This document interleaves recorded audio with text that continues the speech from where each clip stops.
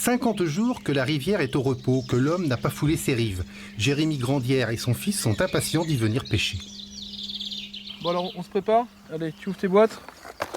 On va voir sur lequel tu pars. Moi on va partir sur les BGZ. Donc ceux-là là.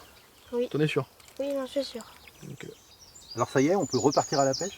Donc lundi 11 mai, on pourra repartir à la pêche, on pourra repratiquer notre loisir comme plein d'autres activités, à la seule différence qu'il y a un arrêté préfectoral en Ille-et-Vilaine qui interdit différents accès. Donc même si tout devrait être modifié progressivement, à partir de lundi 11 mai, on retourne à la pêche. Par contre, il faut, en tant que pêcheur responsable, il faut bien se renseigner parce que certains accès sont encore interdits au moment où je vous parle.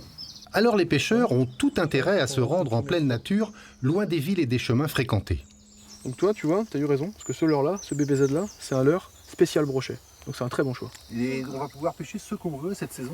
Non, justement, parce qu'en fait, même si la pêche reprend le 11 mai, le brochet, lui, est ouvert depuis le 27 avril, mais le cendre, en Ille-et-Vilaine, n'ouvre que le 16 mai. Parce qu'en Ille-et-Vilaine, on respecte les cycles biologiques des espèces, donc on ne peut pas pêcher un poisson pendant sa période de reproduction. Dernière recommandation aux pêcheurs, ne pas oublier sa carte de pêche, à télécharger sur Internet. Effectivement, on vient de subir une chute, une baisse de 40% des ventes de cartes de pêche, et ce qui va compliquer forcément nos actions de restauration et de protection de milieu. Donc il faut absolument que les pêcheurs reprennent leur carte de pêche au 11 mai.